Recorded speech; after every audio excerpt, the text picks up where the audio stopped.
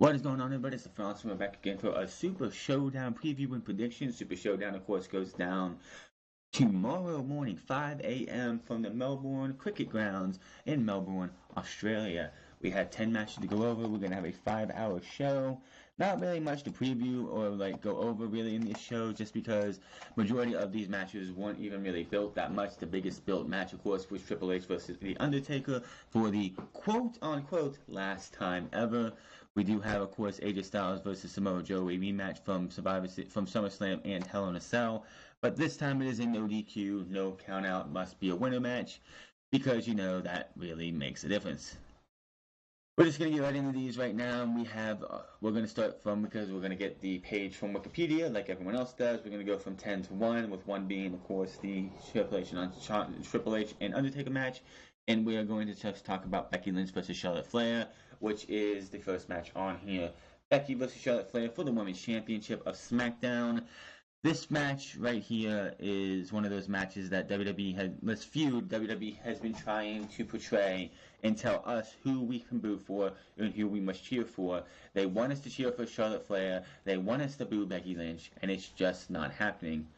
The biggest problem I have with this is that the fact that they took the title off Charlotte already to give it to Becky at Hell in a Cell.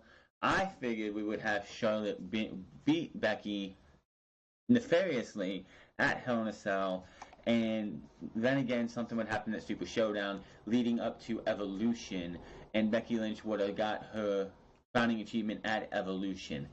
Will Becky Lynch walk out of the Melbourne Cricket Grounds as the Women's Champion? I'm going to say yes, simply for the fact is this is a glorified house show.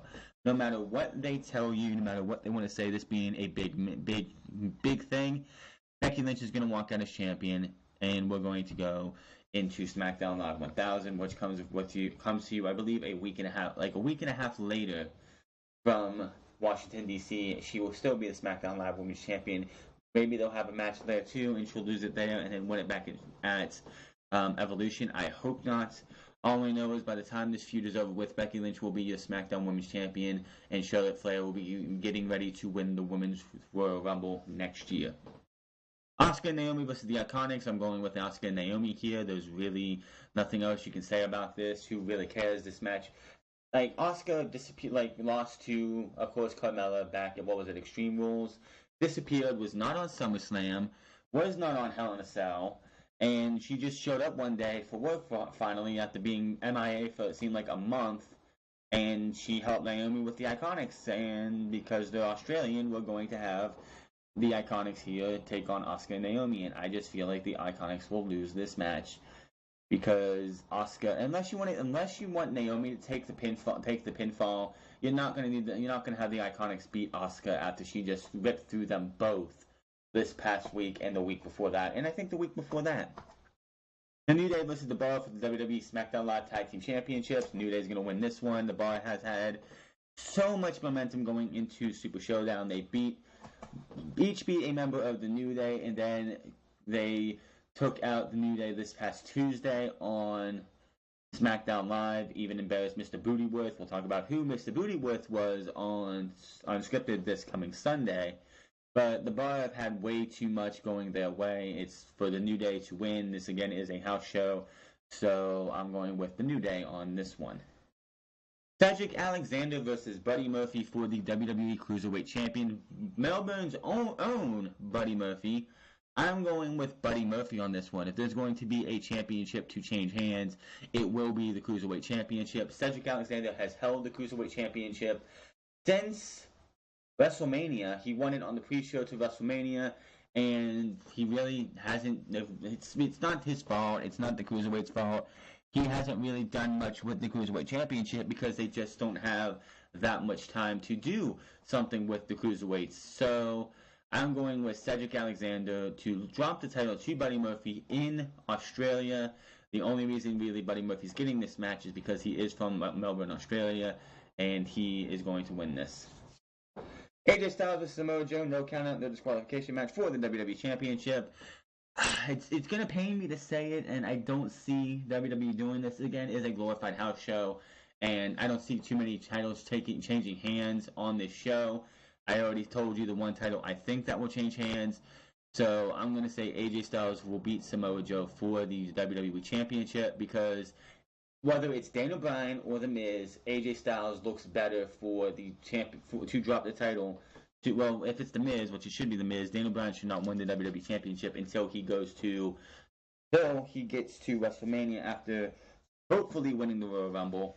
I'm going with AJ Styles to beat Samoa Joe by come hell or high water. He's not going to let Samoa Joe leave the Melbourne Cricket Grounds as the WWE Champion.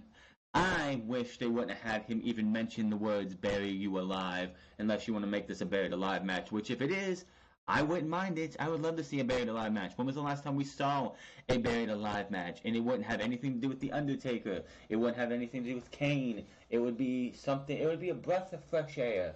You have gimmicks like Hell in a Cell, Money in the Bank, Elimination Chamber, TLC done every single year. And we haven't seen a buried alive match in WWE in, I think, a decade.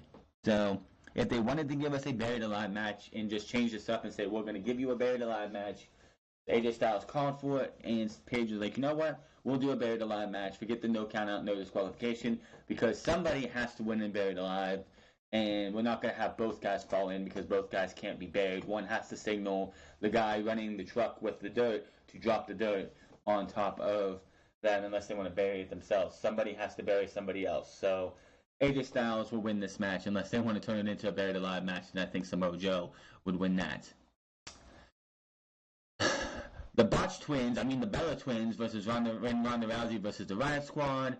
I want to go with the Riot Squad here, beating one of Nikki or Brie. Something happens between Nikki and Brie and Ronda Rousey that causes some kind of confusion, some kind of shenanigans, and Brie or Nikki ends up getting hit with a Riot kick, and 1, 2, 3, Ruby Riot beats the Riot Squad beats the Bella Twins and Ronda Rousey, but did not pin Ronda Rousey. So Ronda technically loses her first match, but doesn't get pinned.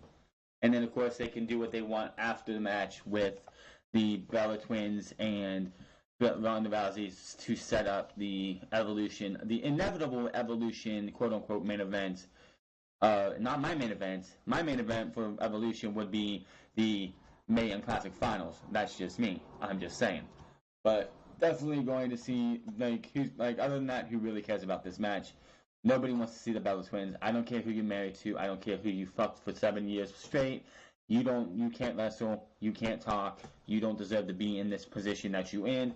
Somebody in the back you've been doing something with to be able to get where you're at, and it's just sickening that you're taking spots from like a Bayley or Sasha Banks or somebody else on this roster, like an Ember Moon. It should be Ronda Rousey, Natalya, and Ember Moon versus the Riot Squad. That would be a match I'd want to see because those three women right there, those two women of Natalya and Ember Moon actually can wrestle, actually can put on entertaining matches, and would actually fit with Ronda Rousey. And then it could build to Ronda Rousey versus Natalya at Evolution for the Raw Women's Championship in the main event that it should be if you're going with Raw Women's Championship in the main event. Fuck Nikki Bella. Nobody likes her. Your Evolution pay-per-view is going to fail, and it seems to me like it's going to be a failure the closer and closer we get to it. The Shield versus Braun Strowman Dolph Ziggler, and Drew McIntyre, aka the Pack or the Dogs of War, whatever the fuck you want to call them. They don't have an official name, but I would say, and I think this should happen because it's a non-title. Neither title is on the line. Braun Strowman, Drew McIntyre, and Dolph Ziggler should win this with having Braun Strowman beat Roman Reigns clean as a whistle in the middle of the ring. It's not going to kill Roman Reigns to lose a non-title match. It's not going to kill Roman Reigns because if he's going to Crown Jewel to win and defend his Universal Championship against Braun Strowman and Brock Lesnar and inevitably win that match, what is a loss at Melbourne at the Super SHowdown going to do to Roman Reigns? This could be like the start of the dissension between Dean Ambrose and the Shield. Maybe he's not going to turn on the Shield yet. This whole entire Pack, Dogs of War versus Shield feud is supposed to go all the way to TLC. This could be the things where, when the Wyatt family faced the Shield at Elimination Chamber 2014, the Shield lost that match because Bray Wyatt and Dean Ambrose started brawling into the crowd. The camera didn't follow them. Bray Wyatt returned, but Dean Ambrose didn't. And that started a quote-unquote little bit of dissension between those three. And eventually, I believe, I think it was Seth Rollins slapped Dean Ambrose, and Dean Ambrose slapped Seth Rollins, and they got a little fight. And then, that got them back together for a little bit longer. Yeah, so this could be one of those things where, like, maybe Dolph Ziggler, and maybe it's a rehash of that. Maybe we have Dolph Ziggler and Dean Ambrose, or Dean Ambrose and one of the other guys brawling through the crowd. The guy he's brawling with comes back, but Dean Ambrose is nowhere to be found, so it's a 3-on-2 handicap match for the remainder of the match, in which Braun Strowman ends up hitting a running power slam, 1, 2, 3, and the Shield lose because Dean Ambrose was nowhere to be found. I would go with that, and I would be fine with it too. So I'm going with Braun Strowman, Dolph Ziggler, and Drew McIntyre to defeat the Shield. Clean. Daniel Bryan vs. The Miz, number 1 contenders match. This one has got a lot of people wondering because Daniel Bryan lost at SummerSlam. Him and his wife lost at Hell in a Cell. Would Daniel Bryan beat The Miz for the number 1 contendership for the WWE Championship and have Randy Orton, and then have Daniel Bryan go on to face AJ Styles, because WWE wants to have a real one-on-one match between AJ Styles and Daniel Bryan, in which AJ Styles and Daniel Bryan do not get interrupted like they did with Shinsuke Nakamura the night after, 2 nights after WrestleMania, where I believe he low-blowed both guys. So, but that would not happen, because what would happen is during that match, Randy Orton would make his intentions known, and you would have Daniel Bryan being in a match with AJ Styles. Looks like he's going to win the WWE Championship. He's got the running. He's doing his Jeff's chance, going for the running knee. All of a sudden, out of nowhere, RKO by Randy Orton. Ref calls for the bell. Match is over. He knocks out AJ Styles. He goes and he continues to beat the living fuck out of Daniel Bryan, and then we get Daniel Bryan versus Randy Orton. Or another thing people have been also pitching. I think Solomon also said this maybe. We get Daniel Bryan vs. The Miz at the Melbourne Cricket Grounds. Randy Orton is not on this show. But what if during this match, Daniel Bryan looks like he's going to win this match, and Randy Orton, there's a referee knockdown spot. Daniel Bryan's in control of The Miz. All of a sudden, you get an RKO out of nowhere onto Daniel Bryan. The Miz picks up Daniel Bryan. Skull Crushing finale, 1, 2, 3. He wins. He goes on for the WWE Championship, while Daniel Bryan has to deal with Randy Orton. And Randy Orton did say Ty Dillinger was not his next victim, but 2 nights after Hell in a Cell, Randy Orton did say that his next victims will pale in comparison to what he did to Jeff Hardy. So, and people have been all speculating it could be Daniel Bryan. Some people have pitched Rey Mysterio, but that makes no sense right now. Maybe in the future, maybe after Royal Rumble, maybe that could be a WrestleMania match, Randy Orton versus Rey Mysterio, for the hell of it. But Daniel Bryan, I'm gonna have to go with The Miz, with the hope that Randy Orton is going to pick out Daniel Bryan as his next victim and attack him this Saturday at the Melbourne Cricket Grounds. So I'm going with The Miz with an assist from Randy Orton. Bobby Lashley and John Cena versus Elias and Kevin Owens. I don't really understand this match. Originally, this match was supposed to be John Cena versus Kevin Owens, and then for whatever reason, never explained, Bobby Lashley was added as Cena's tag team partner, and Elias was as Kevin Owens' tag team partner. I'm going with Bobby Lashley and John Cena. No other reason. Don't care. Really don't care. And what should be the main event, with how much they have hyped this match up, with how much they have hyped this match, with how many segments have been taken up on Raw for Triple H, HBK, and Kane and Undertaker in the last 5-6 weeks, this should be the main event of the show. This has had the most build. This has had the most hype. Triple H and The Undertaker in the quote-unquote last time ever. This match is not going to end in a clear victory. This match is going to end probably in a draw, for the simple fact that HBK and Kane will get involved. and this is going to lead to the match at Crown Jewel where you will have DX versus the Brothers of Destruction. I wish Shawn Michaels could grow some hair back before then, because a bald Shawn Michaels just looks way weird. I mean, yeah, he looks normal when he has his hat on, but as soon as he had that hat taken off and got chokeslammed by Kane, I'm like, bald. But no, I'm going with no winner here. I could be wrong on this, but no winner, because Shawn Michaels and Kane end up getting involved more than Triple H and Undertaker 1 and 2, and we end up in a Pier 6 brawl between these two. Would it be the best way to end the show? No, but they have built this. If there is a winner, I'm going with Triple H. But in my heart of hearts, I think this is going to be a non-finish. But if it is the main event, which quite honestly, it should be the main event, I don't want to see this open the show. I don't want to see this at the middle of the show. There has been so much build and hype around this one match that honestly, if anything else closes the show besides this match, it would be a damn disappointment. But the fact that you have used three of these four guys for the last month and a half, the last 2 months, about a month and a half, you have used these four guys to build your show. So I'm going to say that is your main event of the Super Showdown.